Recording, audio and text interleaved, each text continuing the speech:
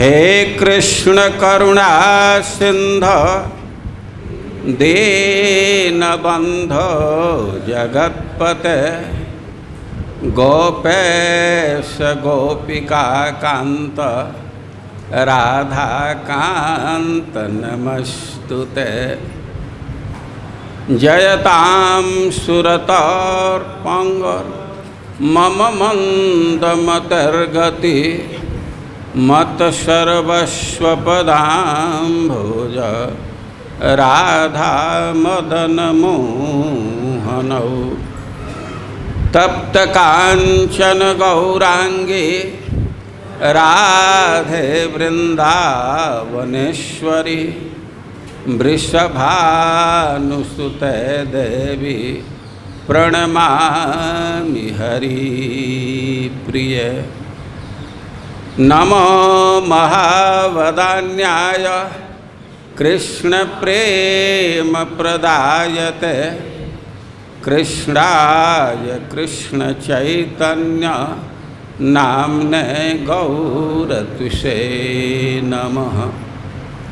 श्री चैतन्य मनोभीष्टं स्थापितं येन भूतले सोऽयं रूपः कदा मह्यं ददाति स्वपदान्तिकं।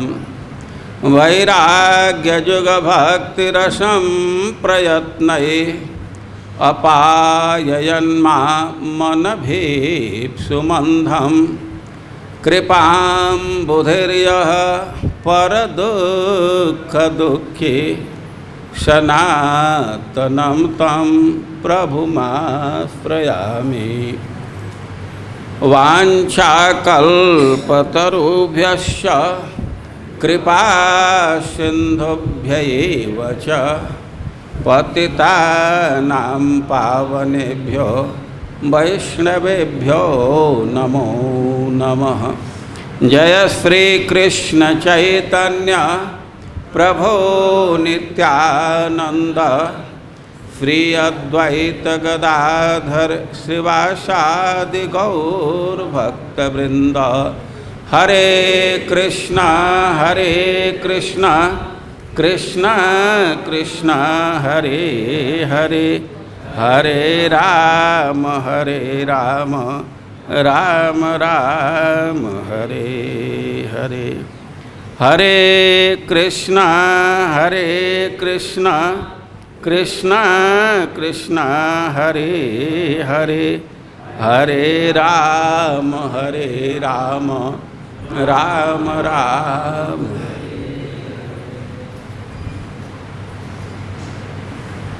हम लोग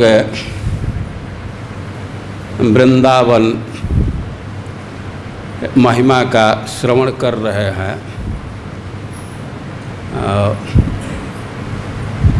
कल ग्रंथकार का नाम मैं प्रबोधानंद सरस्वती के बदले प्रकाशानंद सरस्वती बोल दिया था। तो ये हमें ध्यान नहीं था कि हम गलत बोल रहे हैं। एक भक्त बतलाए कि आप ऐसा बोले, इसको सुधार करके आप लोगों को ग्रहण करना चाहिए। और ऐसी भूल होती रहती है तो सुधार करके ग्रहण करना चाहिए।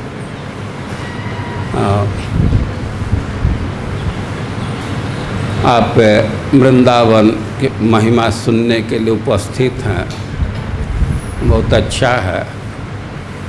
खास करके पीछे सार्वभौम प्रभु बैठे हैं, उनको मैं विशेष सत्कार कर रहे हैं, उनके चरणों में नमस्कार कर रहे हैं। आवाज़ तो अब दूसरे के हाथ में, हमारे हाथ में तो जितना है उसका उपयोग कर रहा हूँ। हरे कृष्णा कृष्णा कृष्णा हरे हरे हरे राम राम राम। अब ठीक हो गया आवाज़ के काम भर हुआ इसको ठीक कर लेना चाहिए। आवाज़ कमज़ोर रहने से कान को ज़्यादा ताकत लगाना पड़ता है। हम लोग अपने योजना में सफल नहीं हुए कल, तो आज बैक डेट में ही चलेगा, कल का ही खुराक आज भी हम लोग लेंगे। हम लोग आवृत्ति करेंगे श्लोक के। आपके पन्ना पर 1-5 लिखा हुआ है, वृंदावन महिमामृत के प्रथम शतक का 5वां श्लोक है। ओम नमो भगवते वासुदेवाय।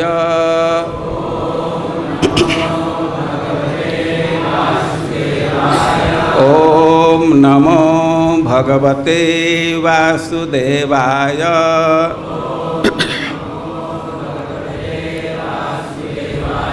ओम नमो भगवते वासुदेवाय।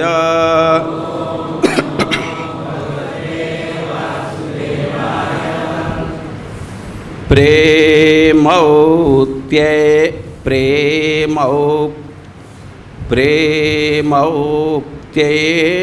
विचिन्वतां विलुठनै सर्वाङ्गमायोज्यताम्।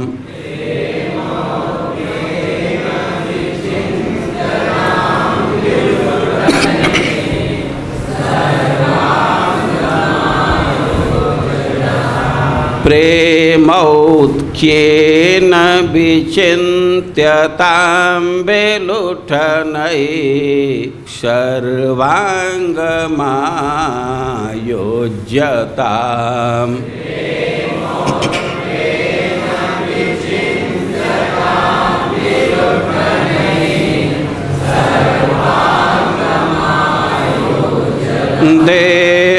देहस्यास्य समर्पणेन सुदृढ प्रेमा समास्थीयताम्।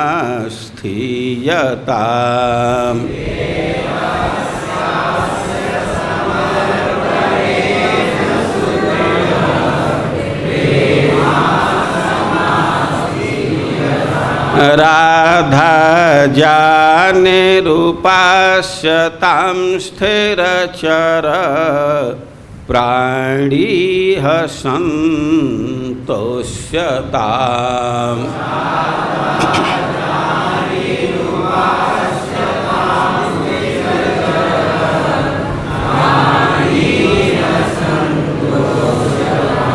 प्रेमौक्त्येन विचिन्त्यतां विलुठनै सर्वाङ्गमायोज्यताम्।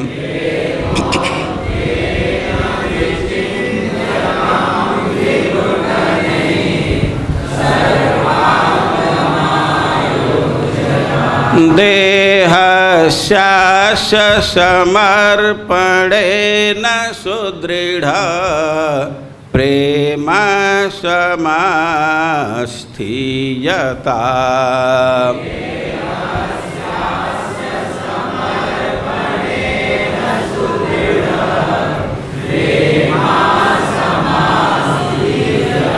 राधा जाने रूपास्यतां स्थिरचर प्राणीह सन्तोष्यताम्।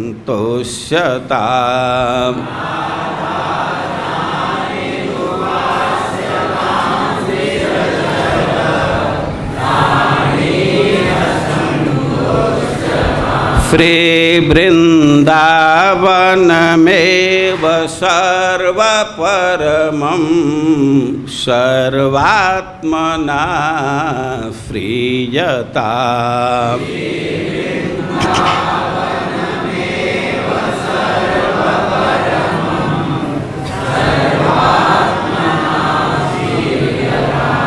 इस श्लोक में क्या क्या कह रहे हैं एक बार ध्यान दीजिए। प्रेमौक्त्येन विचिन्त्यता कि चिंतन करो, विशेष रूप से चिंतन करो।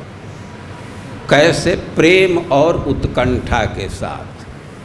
तो एक काम कह रहे हैं चिंतन करने के लिए, और विलुठन सर्वांगम आयोज्यता, और कहें कि लोट करके सारे शरीर को नियोजित करो। देहस्य अस्य समर्पणेन सुदृढ़ प्रेमा समास्थीयता, और इस देह को अर्पित करके सुदृढ़ प्रेम में स्थित हो जाओ। राधा जानी उपास्यता, राधा नागर का उपासना करो। स्थिर चर प्राणी संतोष्यता, और यहाँ वृंदावन में चर और अचर प्राणी को संतुष्ट करो। और श्री वृंदावन में व सर्व परमम सर्वात्मना प्रियता है कि वृंदावन जो सबसे श्रेष्ठ है और उसी का सब प्रकार से आश्रय लो। अब श्लोक को आप लोग साथ में बोलिए। प्रेमोत्केन विचिन्त्यतां विलुठनै सर्वांगमायोज्यतां देहस्यास्य समर्पणेन सुदृढ़ प्रेमा समास्थीयताम् राधा जानिरूपास्यतां स्थिरचर प्राणीह संतोष्यताम् श्रीवृन्दावनमेव सर्वपरमं सर्वात्मना प्रियता। एक बार फिर से। एमोत्केन विचिन्त्यतां विलुठनै सर्वांगमायोज्यतां देहस्यास्य समर्पणेन सुदृढ़ प्रेमा समास्थीयताम् राधा जानिरूपास्यतां स्थिरचर प्राणीह संतोष्यताम् श्रीवृन्दावनमेव सर्वपरमं सर्वात्मना प्रियताम्। बिल्कुल सरल श्लोक है। इसमें कई एक निर्देश दिया जा रहा है। यह इस वृंदावन में और प्रथम बात कह रहे हैं कि प्रेम और उत्कंठा से चिंतन करो। वृंदावन चिंतन का विषय है, और कह रहे हैं कि उत्कंठा पूर्वक। उत्कंठा का अर्थ है कि जब व्यक्ति के मन में बहुत तीव्र इच्छा होती है। उत्कंठा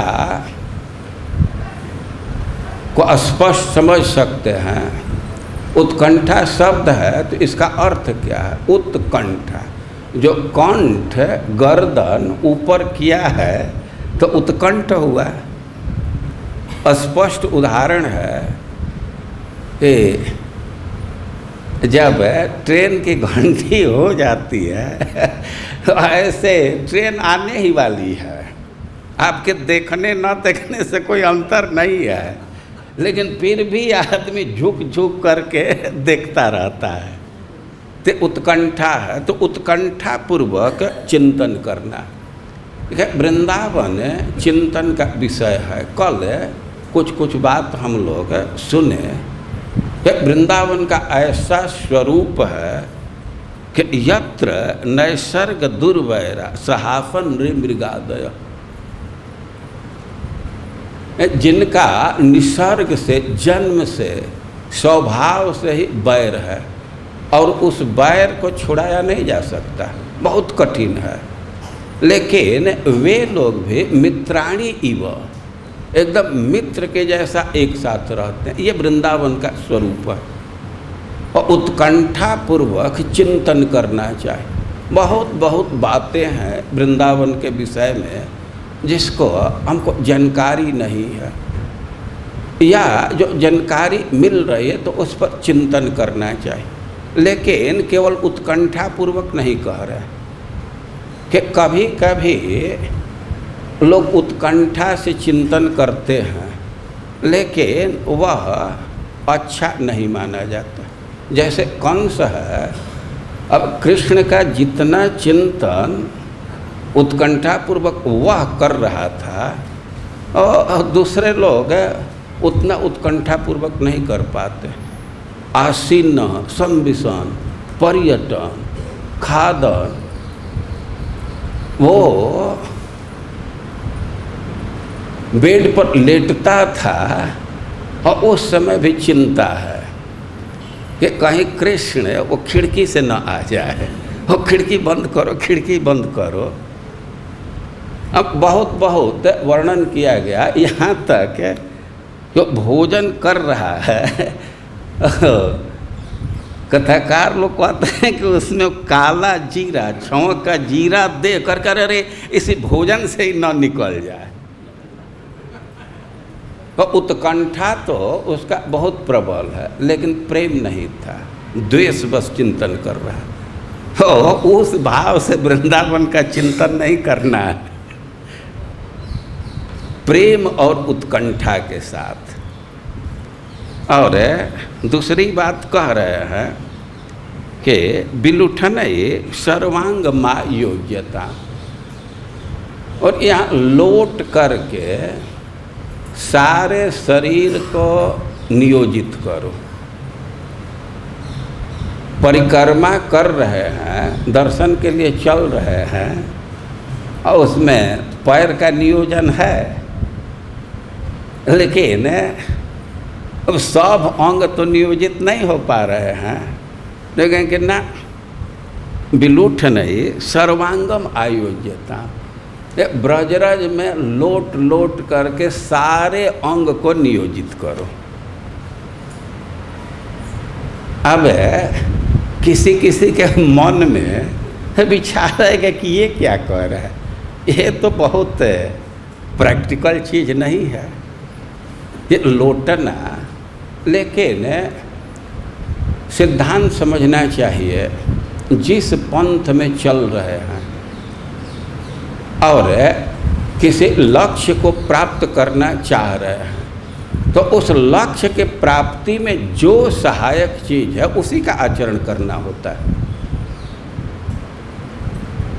और यह सदाचार प्रमाण है कि पहले के जो भक्त हैं वो ऐसा किए हैं। और कह रहे हैं कि विलुठनई सर्वांगम आयोज्यता। अरे भाई ऐसा क्यों करें हम? तो कह रहे हैं कि देह सस्य समर्पणेन सुदृढ़ प्रेमा समासीयता। अरे इस शरीर को अर्पण करके और सुदृढ़ प्रेम में स्थित हो जाओ, तो यह प्रेम प्राप्ति का साधन। अपने सारे शरीर को ब्रजरज में नियोजित करना, आयोजित करना, लौट करके। और यह कोई नई बात नहीं कह रहे हैं।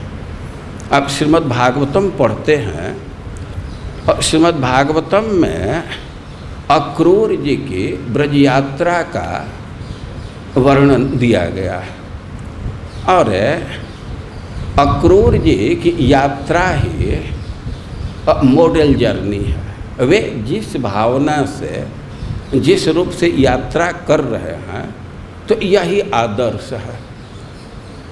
उनके यात्रा के विषय में बहुत बहुत बातें हैं। अब उन सब बातों को कहने पर तो समय पूरा उसी में चला जाएगा, लेकिन फिर भी संक्षेप में समझिए कि कंस कृष्ण को मथुरा लाना चाहता था मारने के लिए। बहुत उत्कंठित था, लेकिन कृष्ण को मारने के लिए, प्रेम नहीं था। अब कई एक विचार किया कि कैसे कृष्ण आ सकते हैं, और अपना नया बना हुआ रथ दिया। वो खूब सुंदर सोने का रथ बनवाया था, और एक दिन भी अभी उस पर चढ़ा नहीं था, एकदम नया था। और अक्रूर जी का चयन किया कि अक्रूर जी तो कृष्ण के चाचा हैं, ये लेने के लिए जाएंगे और इस पर तो किसी प्रकार से अविश्वास नहीं करेगा। तो अपना रथ दे करके और अक्रूर को भेजा कि आप हमारा एक हित कीजिए, कृष्ण बलराम को यहाँ ला दीजिए, किसी तरह यहाँ पहुँचा देंगे तो हम बहुत आसानी से मार देंगे और अब धरती निष्कंटक हो जाएगी। अक्रूर जी तो कंस के सेवक हैं, मंत्री हैं, उसकी बात सुन रहे थे, लेकिन कहे कि हे राजन, व्यक्ति सोचने को तो बहुत बहुत सोचता है, लेकिन सोचने से काम बन जाए यह कोई ज़रूरी नहीं है। दैवम ही फल साधक, वो तो दैव के विधान से फल की प्राप्ति होती है, लेकिन फिर भी आप कह रहे हैं तो आपके आज्ञा का मैं पालन करूँगा।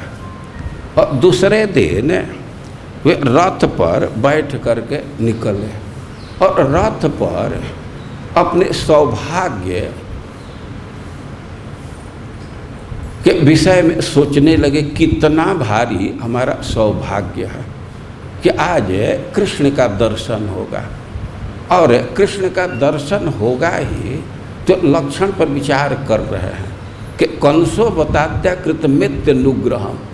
अरे कंस इतना दुष्ट है और वह हम पर बहुत भारी कृपा कर रहा है, वह अनुकूल व्यवहार कर दे तो लक्षण अच्छा लग रहा है। कंसो बतात्या कृतमित्य अनुग्रहम दक्षिण पद्मम प्रहिता मुनाहरे, यही भेज रहा है, इसके भेजने से हमें कृष्ण का दर्शन होगा। अब कृष्ण के चरण के विषय में, उनके हाथ के विषय में, उनके श्री विग्रह के विषय में, उनके नाम के विषय में वे सोचते हुए धीरे धीरे बढ़ रहे हैं। उनका मन कृष्ण में आविष्ट है, कृष्ण का ही चिंतन करते हुए आगे बढ़ रहे हैं। और बढ़ते बढ़ते जब वे ब्रज में प्रवेश किए तो कह रहे हैं कि पदानि तस्या खिललोकपाल किरीट जिष्टा मलपाद रेणु ददर्श गोष्ठे क्षिति कौतुकानि विलक्षितान्यब्ज यवांकुशाद्य। जब ब्रज में पहुँचे तो पदानि तस्या खिललोकपाल किरीट जुष्टम ददर्श, वे कृष्ण का चरण चिन्ह देखे और चरण चिन्ह के विषय में कह रहे हैं कि अमल पाद रेणु। वो चरण चिन्ह कहाँ दिख रहा था? धूली में, रेणु में, और उस रेणु के विषय में कह रहे हैं कि अमल रेणु। अमल का अर्थ है कि जो अविद्या इत्यादि का निवर्तक है।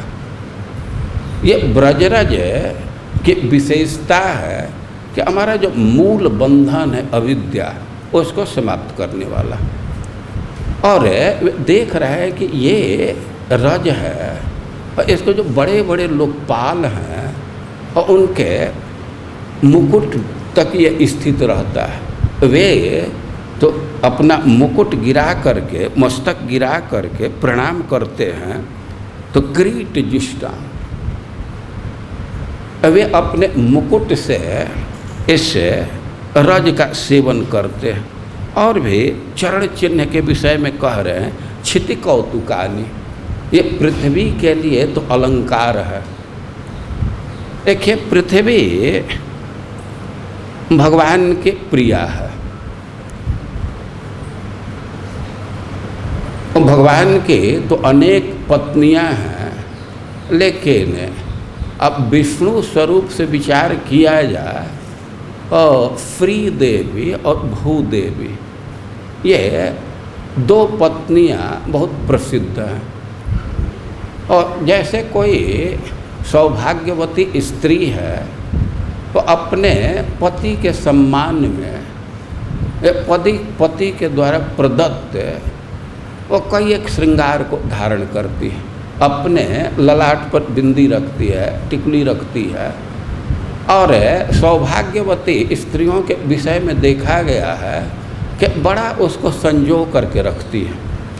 और इस पृथ्वी देवी के विषय में कहा गया है कि पूरा भूमंडल ही उनका शरीर है और वृंदावन उनका ललाट है।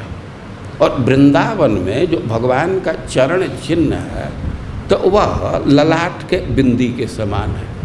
तो जैसे कोई पतिव्रता स्त्री है, सौभाग्यवती स्त्री है, तो अपने बिंदी की रक्षा करती, उसको संभाल करके रखती है।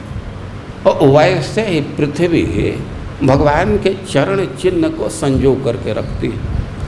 यही उसके लिए श्रृंगार है, क्योंकि क्षिति कौतुकानी, ये पृथ्वी का श्रृंगार है। और उस चरण चिन्ह को ददर्श अक्रूर जी देख रहे हैं। अरे भाई कृष्ण का ही चरण चिन्ह है, ये कैसे समझ गए? बहुत लोग चलते फिरते हैं तो कह रहे हैं कि विलक्षितानि अब्ज जवांकुशाद्य, भगवान के चरणों में कुछ विलक्षण चिन्ह है। उसमें कमल का चिन्ह है, अंकुश का चिन्ह है, जौ का चिन्ह है, कई एक चिन्ह है। वो भगवान चिन्ह को धारण करते हैं और उसके बड़ी महिमा है, वो सांकेतिक चिन्ह है। जैसे भगवान के चरण में अब्ज का चिन्ह है, कमल का चिन्ह है, तो कमल का चिन्ह भगवान अपने चरण में इसलिए धारण के वे संकेत देते हैं कि मन रूपी भंवरे को लुब्ध करने के लिए। मन बहुत चंचल है, इस विषय से उस विषय पर चलता रहता है। जैसे भंवरे का स्वभाव है, लेकिन भंवरे को खूब अच्छा पुष्प मिल जाता है, कमल की प्राप्ति हो जाती है, उससे जल्दी हटता ही नहीं है। तो जो भक्तों का मन है, लोगों का मन है, तो भंवरा के समान चंचल है, लेकिन उसको लुब्ध करने के लिए भगवान अपने चरण में कमल का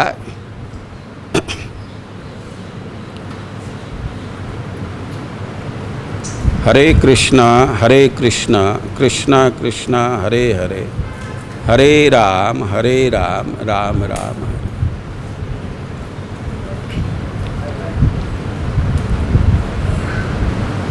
हरे कृष्णा कृष्णा कृष्णा हरे हरे, हरे राम राम राम।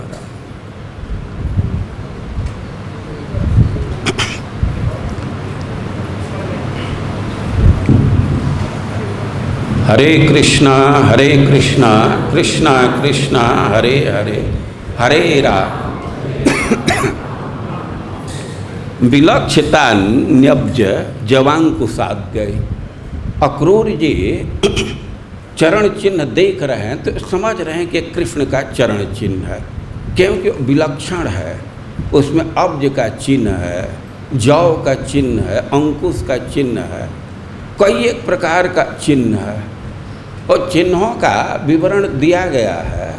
एक कमल का चिन्ह है तो मौन रूप भंवरे को लुब्ध करने के लिए, और अंकुश है तो मौन रूप हाथी को नियंत्रित करने के लिए, जौ का चिन्ह है तो समृद्धि का द्योतक है। जो भगवान के चरण चिन्हों का चिंतन करेगा, ये चरण का आश्रय लेगा तो समृद्ध रहेगा। और भगवान के चरण में विविध प्रकार के चिन्ह हैं, तो उसके आधार पर अक्रूर जी देख लिए कि यह तो भगवान का चरण चिन्ह है। तो कह रहे हैं कि तद्दर्शनाह्लाद विवृद्ध संभ्रम, यह श्लोक है आपके पेपर में, तद्दर्शनाह्लाद विवृद्ध संभ्रम। अब अक्रूर जी उन चरण चिन्ह का दर्शन किए तो उनका आनंद और बढ़ गया, ये बहुत आनंद बढ़ गया और उनको बहुत संभ्रम हो गया।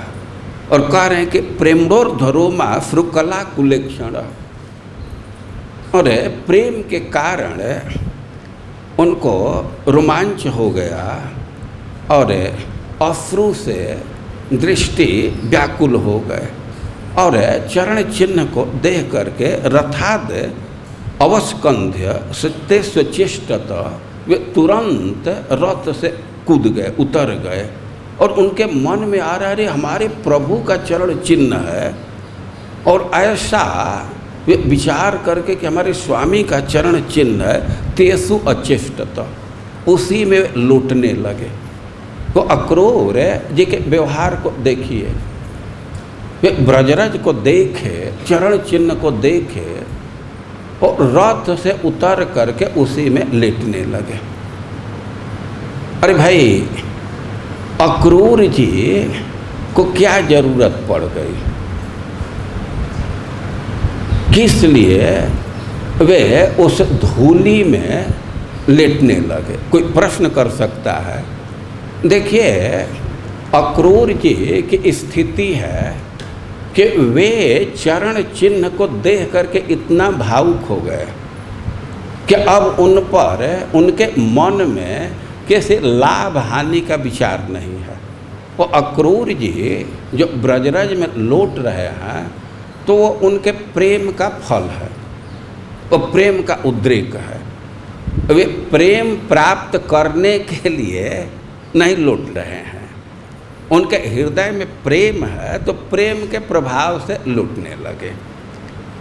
और उन पर कोई विचार नहीं आया। ये भगवान का चरण चिन्ह, उसको देखकर उनको इतना आनंद हुआ कि उसमें लेटने लगे। लेकिन और भी विचार किया गया है। अक्रूर जी रथ पर बैठे हैं, तो एक शब्द पर थोड़ा विचार कीजिए, अरिचक्र। अरिचक्र का क्या अर्थ होगा? औरी वो आरा कहते हैं, जैसे साइकिल है तो चक्का में वो तीर होता है ना, कोई एक तीर होता है, मोटरसाइकिल के चक्का में भी होता है, स्पोक कहते हैं। और चक्र में भी वैसा नहीं, जो रथ है तो उसके चक्का में भी वैसा होता है। तो जो आरा से युक्त चक्का है तो उसको अरिचक्र कहा जाएगा। और एक दूसरे अर्थ में अरिचक्र क्या होगा? अरि मतलब शत्रु। अरि का एक अर्थ होगा आरा वाला, स्पोक वाला, और दूसरा अर्थ होगा शत्रु। तो अरिचक्र शत्रु का चक्र है। तो एक आचार्य लिखते हैं कि दृष्ट्वा रिचक्र कलितोद्धत संभ्रमम। अब अक्रूर विचार कर रहे हैं कि अब तो भगवान का ध्यान जाएगा कि यह तो शत्रु के चक्र पर चढ़ करके और बड़ा तेजी से इधर आ रहा है। तो शत्रु के चक्का के गोद में बैठा है और बहुत तेजी से आ रहा है, तो कहीं उनके मन में यह विचार न आ जाए कि यह भी कोई केसी जैसा होगा, अरिष्ट जैसा होगा या बकासुर जैसा होगा। ये शत्रु के चक्र से आ रहा है तो उसी लिस्ट में कहीं हमको भी न डाल दें। तो इसलिए वे कह रहे हैं कि तुरंत उस अरिचक्र के गोद से अक्रूर जी उतरे, उसका त्याग कर दिए और सदब्रज सदाचारणो बभूव। वो रथ पर बैठे थे और चक्र है और उसका त्याग करके और जो ब्रज में साधुओं का सदाचार है तो उसके परायण हो गए। तो जो लेटना है, ब्रज में लौटना है, तो यह साधुओं का सदाचार है। जो ब्रज में है तो उनका सदाचार है, ऐसा वे करते हैं। तो हरीसूरी जी कहते हैं कि अक्रूर जी थोड़ा अपने तरफ देखने लगे कि कहीं कृष्ण को शंका न हो जाए कि शत्रु के रथ से आ रहा है तो ये कोई असुरों के लिस्ट में हमको भी न डाल दें। तो इसलिए वे एकदम साधु जैसा व्यवहार करने लगे। जो ब्रज के साधुओं का व्यवहार है तो वैसा व्यवहार करने लगे। एक भाव दिए हैं कि अक्रूर जी जब देखे ब्रजरज को और उसका स्पर्श करना चाहे तो उनके मन में विचार आया कि भाई शरीर में तो बहुत अंग हैं, लेकिन सबसे श्रेष्ठ स्थान तो सिर का है, मस्तक का है। तो पहले मस्तक को यह सुख लेना चाहिए ना। भाई कोई सुविधा देते हैं तो जो श्रेष्ठ लोग रहते हैं उनको पहले देते हैं। तो अक्रूर जी सोच रहे हैं कि भाई शरीर में तो सबसे श्रेष्ठ मस्तक है, तो पहले इसको स्पर्श सुख मिलना चाहिए। और जो हो इतना स्पष्ट है कि अक्रूर जी ब्रज में पहुँचे तो वे लौटने लगे और अवसर पा करके श्रील प्रभुपाद जी लिख रहे हैं कि वास्तव में जो भी ब्रज में जा रहा है तो उसका ऐसा ही व्यवहार होना चाहिए। श्रील प्रभुपाद जी लिख रहे हैं कि as soon as one reaches the boundary of Vrindavan he should immediately smear the dust of Vrindavan over his body without thinking of his material position and prestige. ब्रजरज का लेप करना है शरीर में। और अक्रूर जी के व्यवहार को देख करके अब सुखदेव गोस्वामी सिद्धांत दिए हैं कि देहम भृतान इयान अर्थो हित्वा दंभम भियम शुचम संदेशाद्यो हरेर्लिंग दर्शन श्रवणादि भी।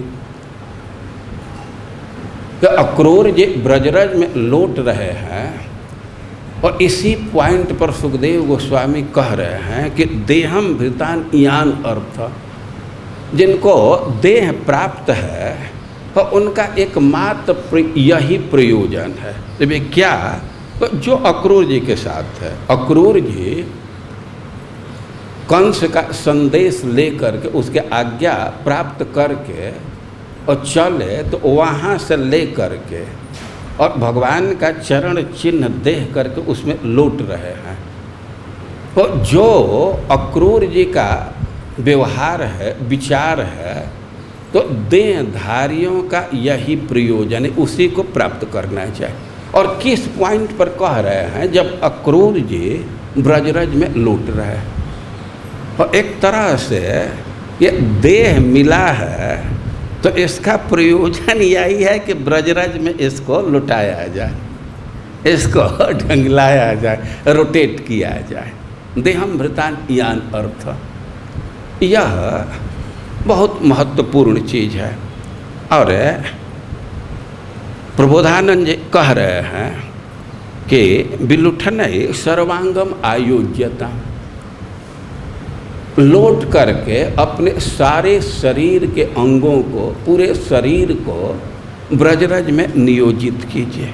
अरे वे क्या इससे लाभ होगा?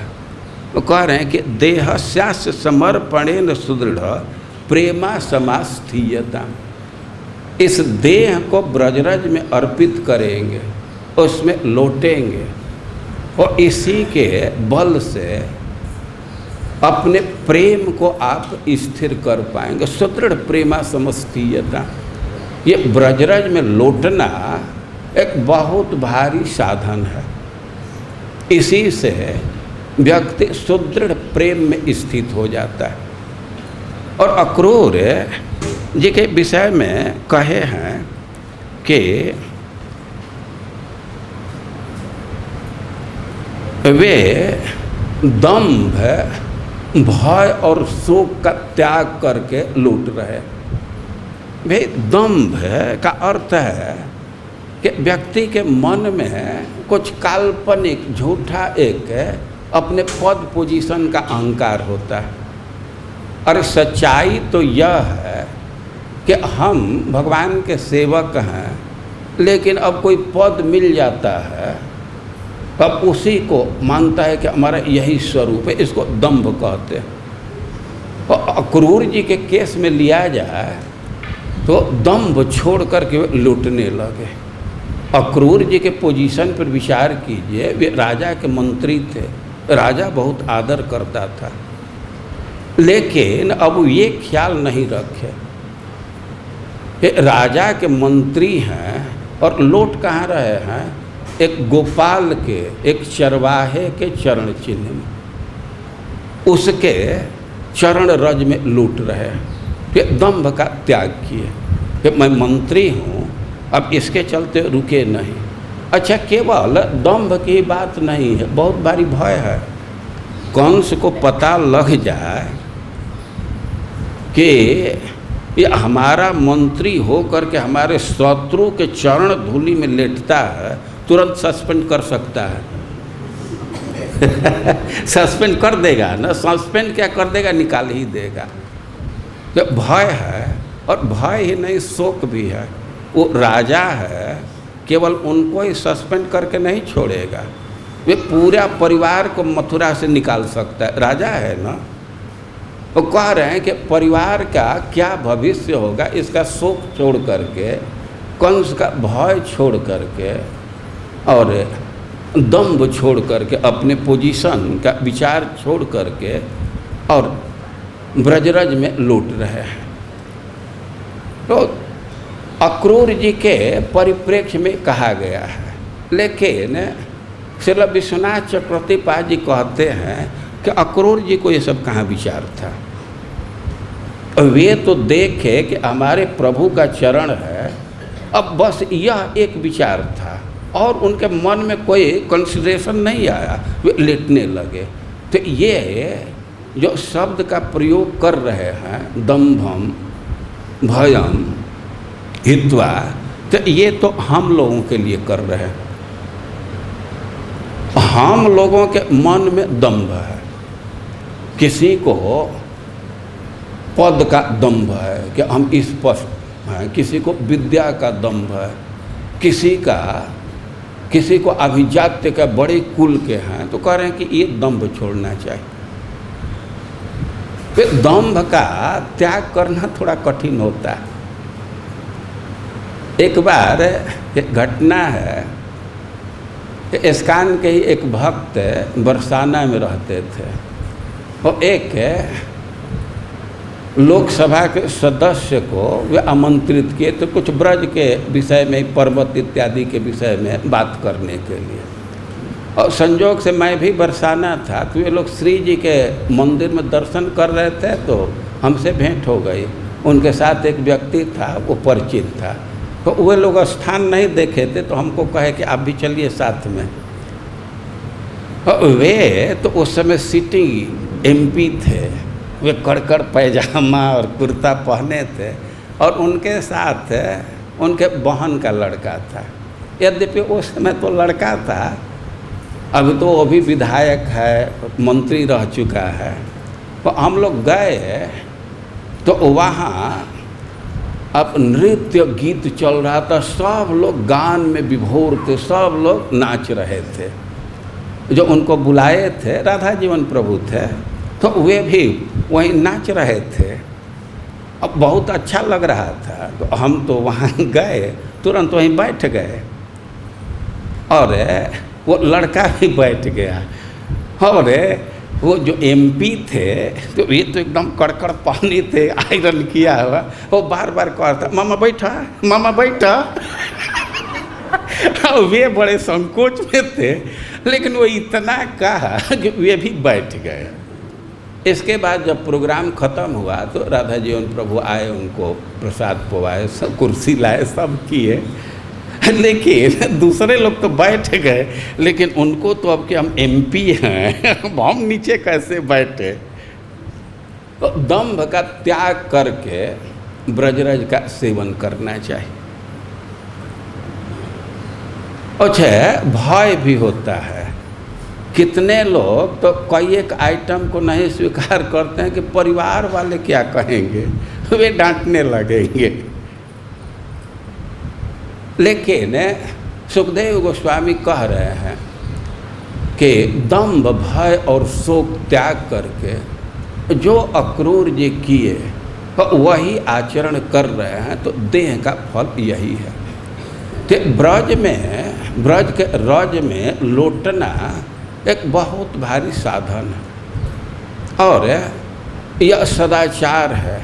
पहले से ही लोग ऐसा करते आए हैं। तो कह रहे हैं कि देहासस्य समर्पणेन सुदृढ़ प्रेमा समास्थीयता। अरे ब्रज में आए हो तो इस देह को अर्पित करके ब्रजरज में और सुदृढ़ प्रेम में स्थित हो जाओ। और राधा जा निरुपास्यताम स्थिरचर प्राणी संतोष्यता। कह रहे हैं कि राधा जानी, राधा नागर श्री कृष्ण की उपासना करो, उपास्यता, और स्थिरचर प्राणी संतोष्यता। कि यह इस ब्रज में, वृंदावन में जो भी चर या अचर प्राणी हैं तो उनको संतुष्ट करो। ये सब साधन है प्रेम को सुदृढ़ करने का, सुदृढ़ प्रेम में स्थित होने का।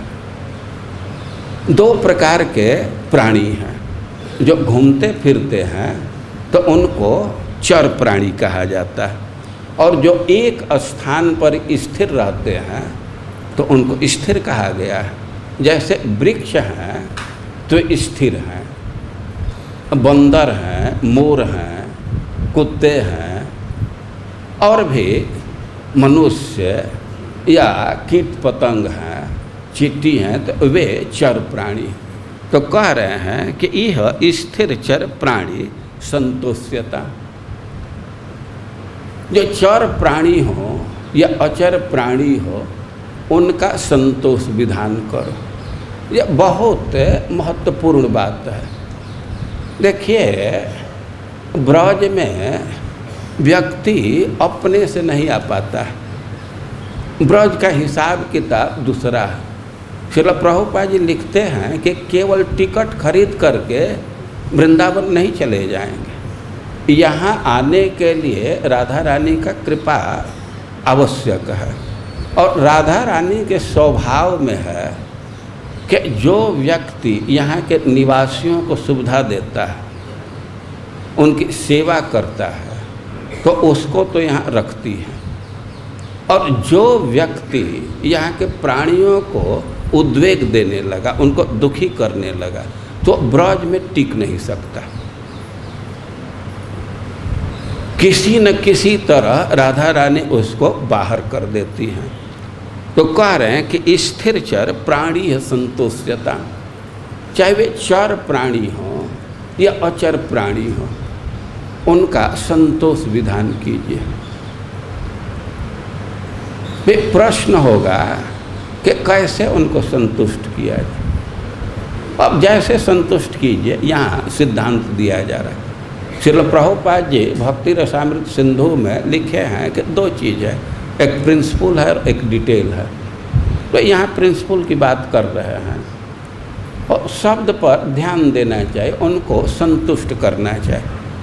कि ब्रज में बहुत सारे लोग हैं कि इन सब सिद्धांतों का पालन करते हैं, लेकिन कभी कभी हमको तो संशय हो जाता है कि वास्तव में ये सिद्धांत का ही अनुगमन कर रहे हैं कि कुछ डिविएट हो रहे हैं। हम कोई निर्णय नहीं दे रहे हैं। हम बहुत लोगों को देखते हैं कि कुत्ते बहुत देर तक दौड़ते हैं तो एक छोटा सा अंश उसको डाल देते हैं।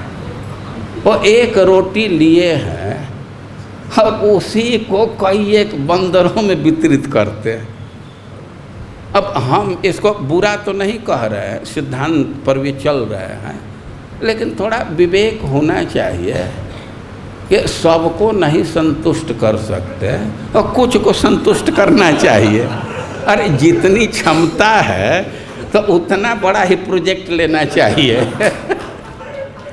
लेकिन ये कार्य करना चाहिए, संतोष विधान करना चाहिए, संतुष्ट करना चाहिए, इसका बहुत भारी लाभ मिलता है। खास करके जो स्थिर प्राणी हैं, वृक्ष हैं, और इनके सेवा का बहुत भारी प्रभाव आता है। ये वृंदावन के जो वृक्ष हैं, और इसके विषय में भगवान ने अपने मुख से कहे हैं, बलराम जी को संबोधित करके कि तमोपहत्ते तरुजन्म यत्कृतम।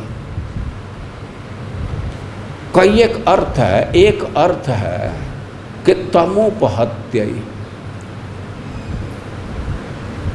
अज्ञान को, माया बंधन को दूर करने के लिए इनको वृक्ष जोनि दिया हूँ। भगवान ने बड़े बड़े संतों को ब्रज में वृक्ष के रूप में स्थापित कर दिए। श्रीमद् भागवतम का सिद्धांत है कि जैसे सूर्य के आविर्भाव से, सूर्य के सानिध्य से, उनके दर्शन से हमारे आँखों का बंधन समाप्त हो जाता है। इस बात को समझ रहे हैं? यदि अंधेरा है, रात्रि का समय है, तो जो वस्तु रूम में रखा गया है और उसको आप देख नहीं पाते, आँख तो वही है ना, लेकिन आँख का एक बंधन हो गया ना, अंधकार बंधन है। अब सूर्य का प्रकाश आ जाता है, सूर्य आ जाते हैं तो बंधन समाप्त हो जाता है। तो जैसे सूर्य आँखों का बंधन समाप्त कर देता है, वैसे संतों के दर्शन से हमारा माया बंधन समाप्त हो जाता है। संतों के दर्शन की महिमा, तो चाहे वे चर संत हो या अचर संत हो, वे दोनों प्रभावशाली हैं। इस वृंदावन में बहुत बहुत संत हैं, लेकिन 24 घंटा उनका दर्शन सुलभ नहीं है। अरे 24 घंटा क्या, वो 22 से 20 घंटा तो उनका दर्शन सुलभ ही नहीं होता है। अब एक आध घंटा का टाइम है तो उसी में किसी दिन आउट ऑफ स्टेशन है और किसी प्रोग्राम में चले गए, वो कठिन होता है। वो भगवान ऐसी व्यवस्था किए हैं, ये ब्रज की विशेषता है कि यहाँ संतों को सर्वत्र स्थापित कर दिए। जा करके उनका दर्शन करो। जीव गोस्वामी तमोपहत्ते तरुजन्म यत्कृतम, और इसका अर्थ यही किए हैं कि दृष्टिनाम, जो इनका दर्शन करते हैं, वृक्षों का दर्शन करते हैं, तो उनका बंधन दूर हो जाता है। वृक्ष बड़े बड़े संत हैं और भगवान का बड़ा ही घनिष्ठ संबंध है वृक्षों से।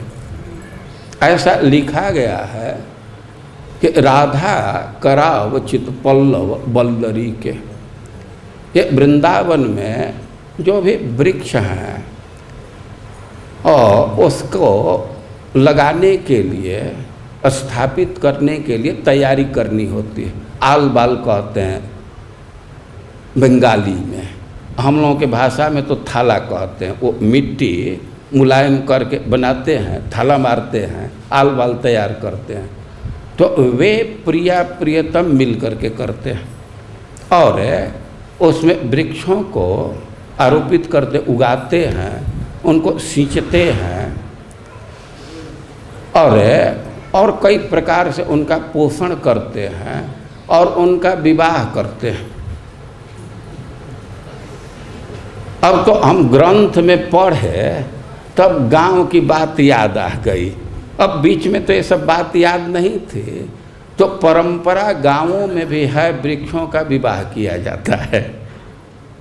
हम लोगों के एक बुआ थे, और कभी कभी कह रहे उस वृक्ष का विवाह नहीं हो, उसका फल कैसे खाओगे? वो परंपरा है। तो यहाँ करें कि ब्रज के जो भी वृक्ष हैं तो प्रिया प्रीतम उनका विवाह करते हैं और उनके साथ विनोद भी करते हैं। विवाह के बाद जब उसमें फूल और फल आ जाता है तो उपहास भी करते हैं। समझ रहे हैं? देखिए, लोक में ऐसा देखा जाता है कि कोई दाम्पत्य जीवन प्रारंभ किया, पति पत्नी दाम्पत्य जीवन प्रारंभ किए, और अब बहुत जल्दी ही पत्नी गर्भवती हो गई। और उसके सखी वृंद, अब सखी वृंद के विषय में तो हमें नहीं पता है, जो सखा वृंद पति से कहें कि बड़ा जल्दी उत्पन्न कर दिया, ऐसे विनोद करते हैं।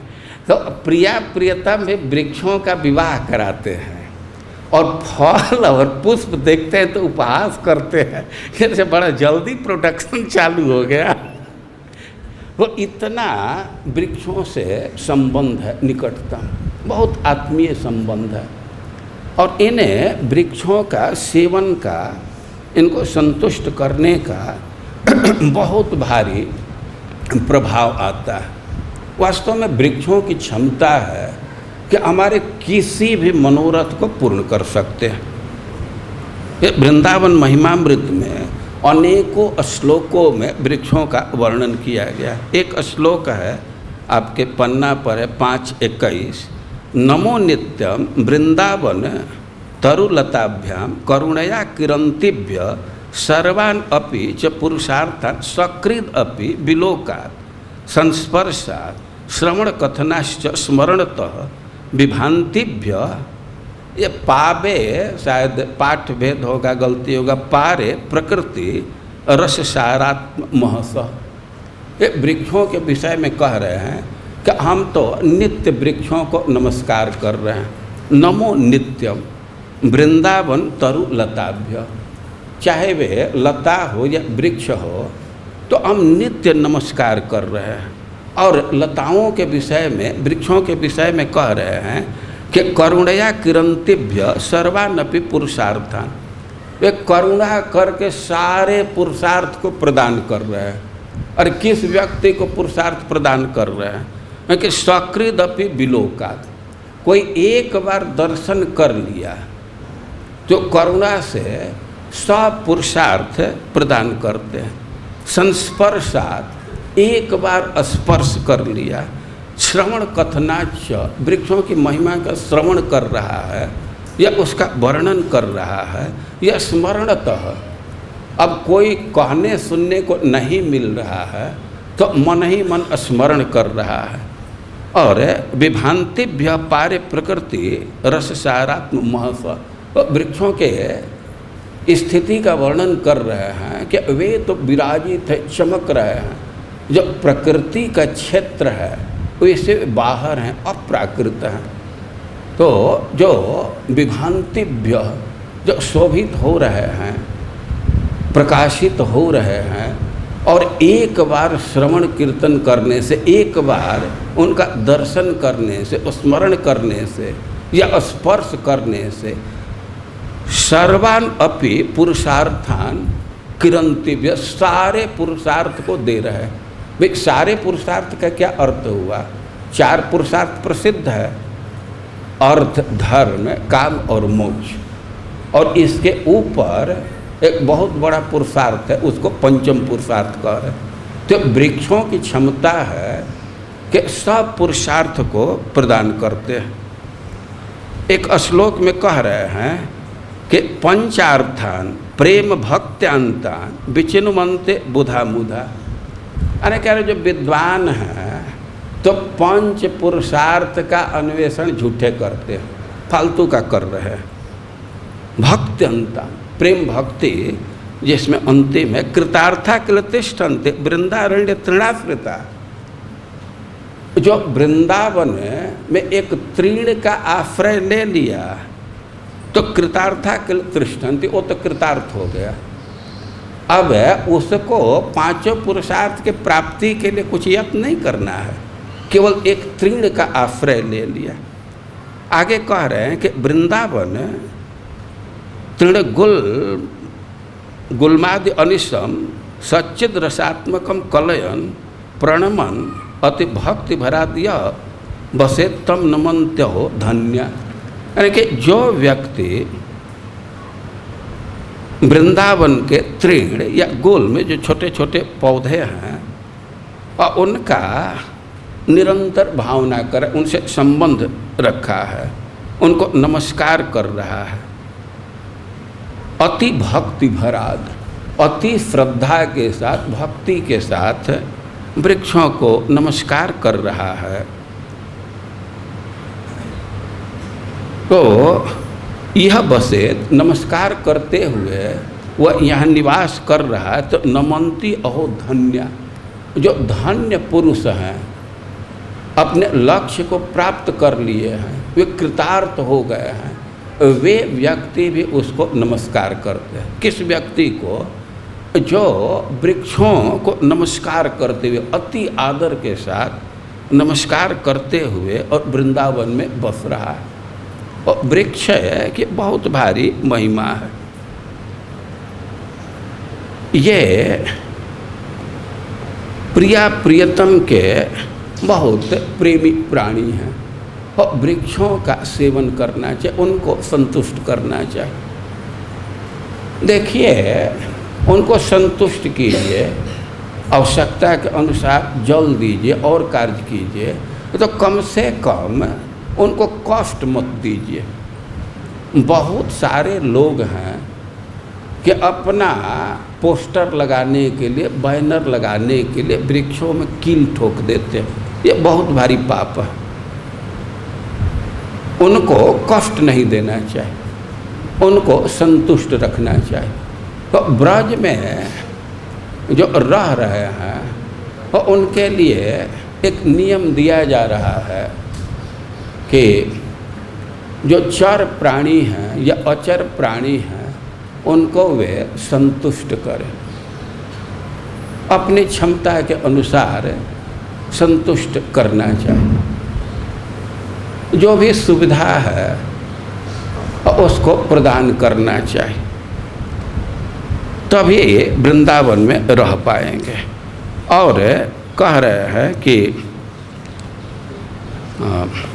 राधा जाने उपास्यता, और यह वृंदावन में भगवान की उपासना करे, उनका भक्ति करे। और श्री वृंदावन में व सर्व परमम सर्वात्मना आश्रियताम,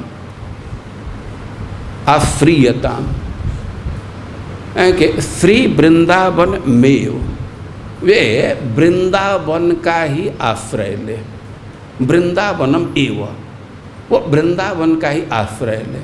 और वृंदावन के विषय में शब्द ने कि सर्व परमम, ये वृंदावन का जो पोजीशन है तो सबसे ऊपर है।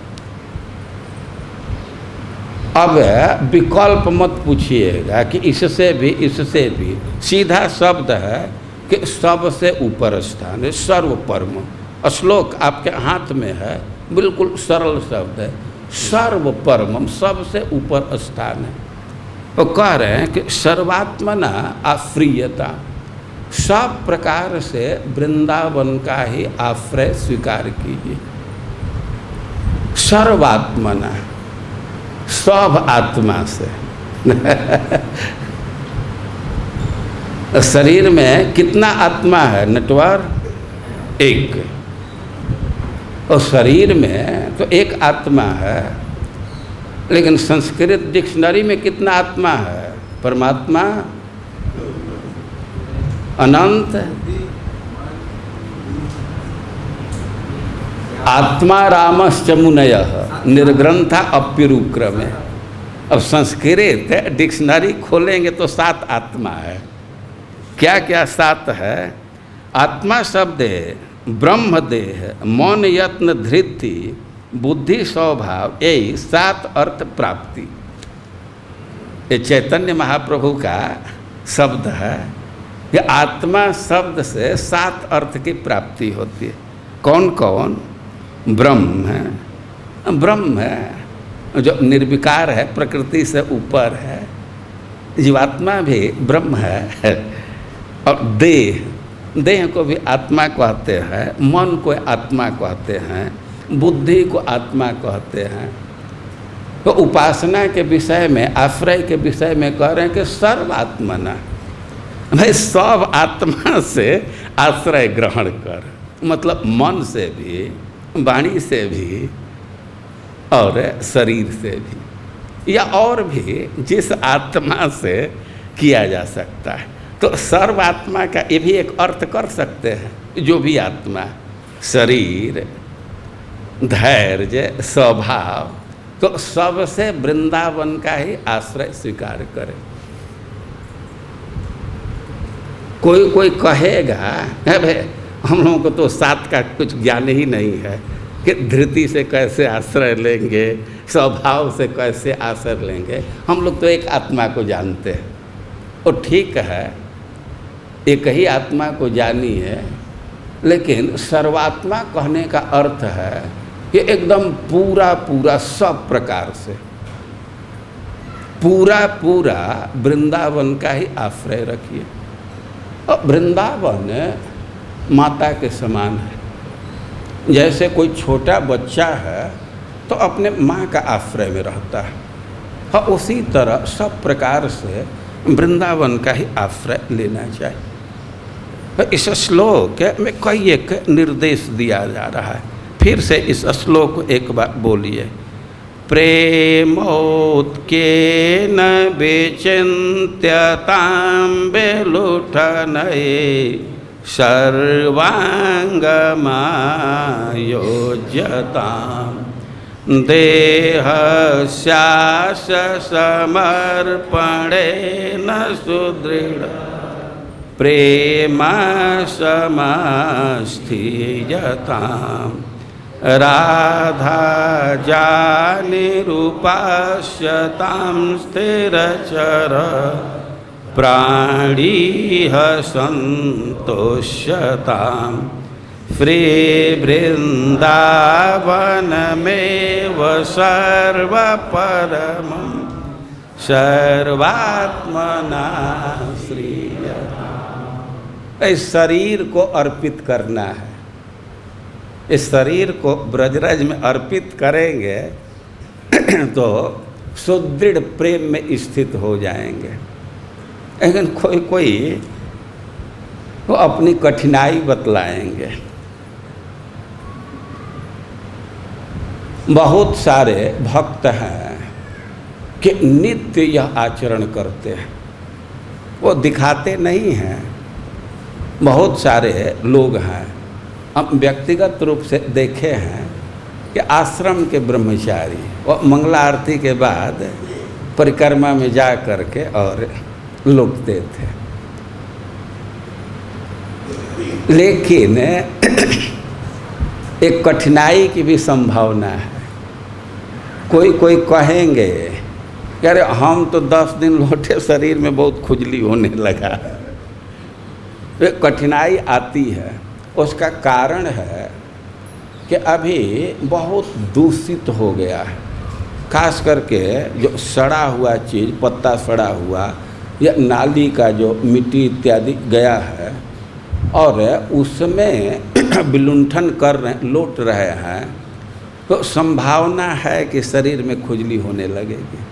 और इसीलिए वैसा स्थान चुन लेना चाहिए जहाँ का मिट्टी दूषित नहीं है, और उस स्थान पर लौटने से वो कोई कठिनाई नहीं आएगी। और बहुत लोग इस नियम का पालन करते हैं। और सबसे अच्छी बात यही है कि अपने शरीर को ही ब्रजरज में अर्पित कर दो। और वैसा नहीं कर पा रहे हैं। अब कितने लोगों के तो यह स्थिति है कि कि अब बैठना ही बहुत भारी प्रोजेक्ट है, वो लौटेंगे क्या। और उनको ब्रजरज ले करके और शरीर में लगाना चाहिए।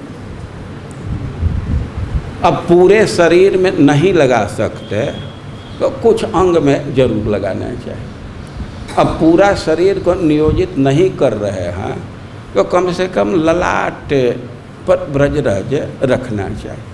ये बहुत भारी साधन है, क्योंकि भगवान के चरणों का स्पर्श है। भगवान ब्रजरज में बिना जूता चप्पल का घूमे हैं और एक एक कण उनके चरणों का स्पर्श प्राप्त किया है, और इसलिए यह सक्षम है हमारे सारे मनोरथ को पूर्ण करने में सक्षम है, भगवान के सुदृढ़ प्रेम में स्थित करने में सक्षम है। तो कह रहे हैं कि इस देह को अर्पित करो और सुदृढ़ प्रेम में स्थित हो जाओ। और कई एक निर्देश दिया गया है आगे, अब क्या क्या कह रहे हैं उसमें से कुछ बातों को हम लोग कल सुनेंगे। हरे कृष्ण।